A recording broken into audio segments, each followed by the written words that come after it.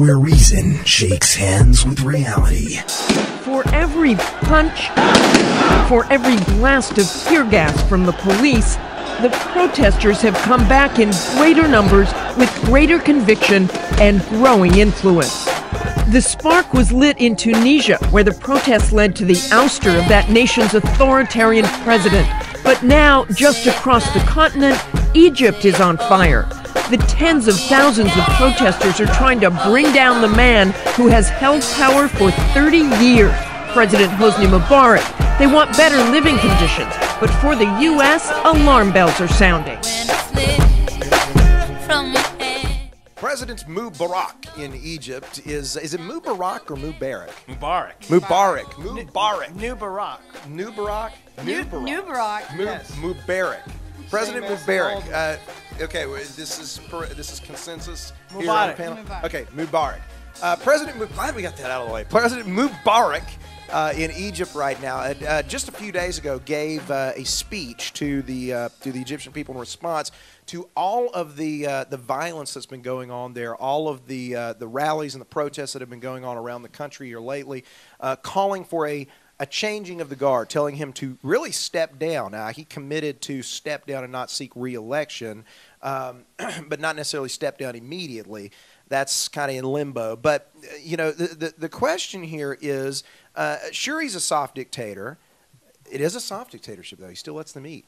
But it is a soft dictatorship, and the argument the people have right now is that they want new leadership, and that, unfortunately, the new leadership, the present leadership, has been propped up by the Egyptian military, which is the strong man in the whole situation. Yeah. But with what's happening now, the Muslim Brotherhood has gotten involved, readily recognized, at least in the West, as a major advocate for Sharia law, for a radical Islamic element that's been a part of them for a long time.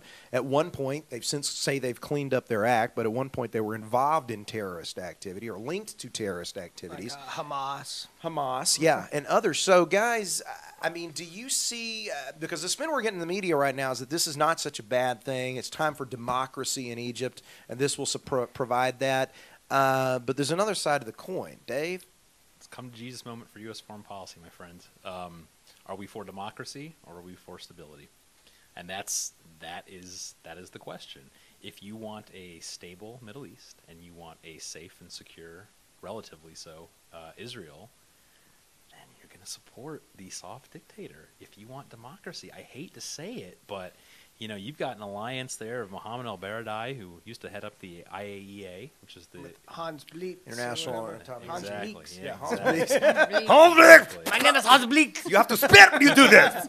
Otherwise, it makes no sense. Exactly, but I mean, in any parliamentary democracy, you've got one from the pro-democracy. You've got your Muslim Brotherhood, who are not exactly the good guys here. If I hear you right, Dave, you are suggesting that there is no way to truly spread American democracy around the world. I am suggesting that if your goal is democracy, you may end up in a bad situation at some point. Well, because, you know, they say, because this is all based upon the idea that, or the recent poll numbers, I guess, that would suggest that over 70% of the Egyptian people are in favor of Sharia law, which, as we know, is completely polar opposite of what we view as democracy here.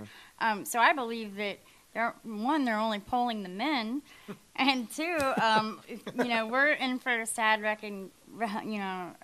What, you don't believe that that women believe that making a house a home means having violence out in your backyard? Not the Sharia way, or as I call it, die Sharia. Chop it off. I mean, my Sharia. Yeah. I mean, if they think it's bad now, why don't we usher in some good old fashioned Sharia law where we can stone a woman for walking to the market with a man that's not her husband, or maybe chop a guy's head off because his beard isn't long enough.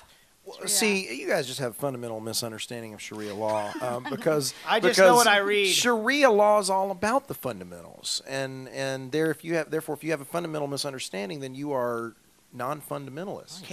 Century fundamentals. Cave dwelling. I mean, I like to think that some of these revolts, because it has hit the domino effect in the whole Middle East. Even today, the King of Jordan fired his whole cabinet. Obama would call that job creation. King of Jordan is actually very Western-friendly, he's British educated. So hopefully that one is actually Obama wants to hire them for the State Department. They're now translators. But I think that if you really analyze this, that these protests, they're actually protesting their own religion, the oppression of Islam. They don't know it yet, but they wonder why they're poor. They wonder why 40% of Egyptians live for less than $2 a day. It's not just the dictator. It is because they have a religion that dictates their lives, and Islam, it's a way of life. It's not just a choice. It's implemented by these dictators as a method of control, and it really does nothing for the people except subjugate them to a life of poverty. Well, but see, they don't see that, and you were saying, I mean, MCAT. Yes, you were saying. Account. She did. She was. You were saying that this is really this is Iran circa 1979 all over definitely. again. Oh yeah, definitely, because it's going to just usher in a more repressive regime, no doubt about it. And I really don't think that the women. I mean, I watched all the coverage, and I might be repeating in culture or whatever, but she's right. I don't see a whole lot of women and regular, just women civilians acting alongside their male counterparts. I don't see it. I see a lot of men and young, like in their 30s and 40s professionals out there waving. The women are they're disguised as tents. Right. Where they belong, under the scarves. I think we're not seeing them, but it's a stark contrast, really, if you look at it. How do you feel? We'll never know, will we? But it's a stark contrast to what happened in Iran last year. But cheap sex is there. Actually. Stark contrast to where? So what happened in Iran last year, where they were protesting for what was truly reform and pro-democracy. There were a lot of young women. I mean, Neda, of course, was the tragic, I hate to say this, YouTube sensation where she was murdered in the streets. It was young folks, it was non-fundamentalists, and so those two sides of the coin in the Arab world, or I guess they're not Arab in Iran, but it's just fascinating. Well, and I hate to pick the scab here, but really no one has the moral high ground, and the least of which the Republicans, not the conservatives necessarily, but Republicans arguing that this is going to be an unstabling aspect and we shouldn't be doing it because, quite frankly, there are parallels to Iran in '79. There are also parallels to Iraq through 2 periods of the Bush years, because there are multiple arguments to be had here. One of the arguments that the crowd that I tend to subscribe to, what business do we have being in Iraq, believes that sure, Saddam Hussein was a dictator. Saddam Hussein was a bloody dictator. He was very much, killed millions of Kurds in his own provinces when he was in power.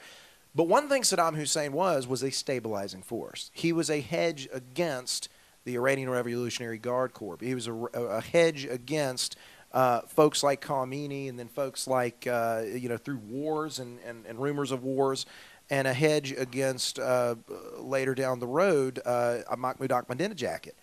And he, you remove him from the equation, you create a power vacuum.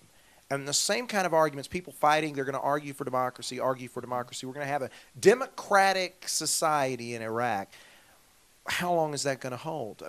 To this day, there are divisions, initially hundreds of divisions, different parties in the Iraqi government that was being set up. And it's a very volatile situation. So some people say, are those the two choices, democracy or stability? I thought it was democracy or totalitarianism. You're saying it's different choices. Well, it's a choice that we need to make as an American body politic. If we're for democracy, then it's democracy or nothing. We can't support dictators in Guatemala. We can't support totalitarian regimes in South Vietnam 30, 40 years ago. It's one or the other. Yeah. Dave is a pessimist. He's a glasses half empty kind of guy. Greg, put me in my happy place. Like a best case scenario, worst case scenario to me is that an anti-U.S. government gets put in place That's the best case. The worst case is a Sharia law with a 500,000 person strong army that's right next to Israel and has our weapons. And a military that we've given $1 billion a year to for the past 30 years is now armed to the T. And then they're gonna.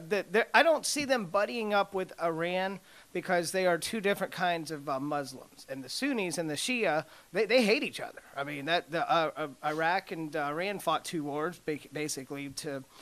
For territory and also between Sunni and Shia. And in the violence in Iraq, a lot of that was Sunni on Shia and vice versa violence. What struck me is how, we seem so pro-democracy now with Obama and Hillary Clinton saying we need an orderly transition, yet they were silent during the Iran protests. Yeah.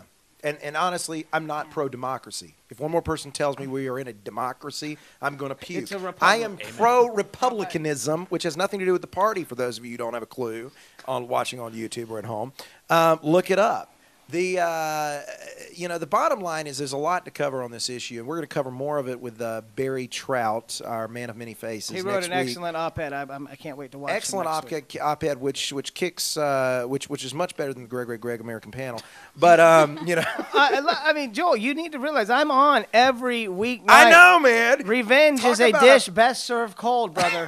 Talk about a power vacuum. Don't watch his show. Yeah, talk about a power vacuum. When he's not on, I am. You want excellence in news. And I am an authoritarian regime. Excellence in news happens here. I'm the prime minister of news, folks. He is the ringmaster. You can't hold this swag? You know what? We'll find out. We'll find out, frenemy. Okay. All right. Deal, brother. Shake on it. All right, we'll see you next week. Barry's coming on. And we'll see you tomorrow on We're gonna shut up. We're gonna talk about it from all these different perspectives. And but next week, Barry, we're gonna war game it a little bit and see just how far. That's gonna be fascinating. How far it could go. There are a lot of geopolitical You should questions. see the dominoes he has laid up. The dominoes are incredible, and you can go to Joel Aaron's Facebook page and read it. All right, we'll see you tomorrow on The Hub. As I crunch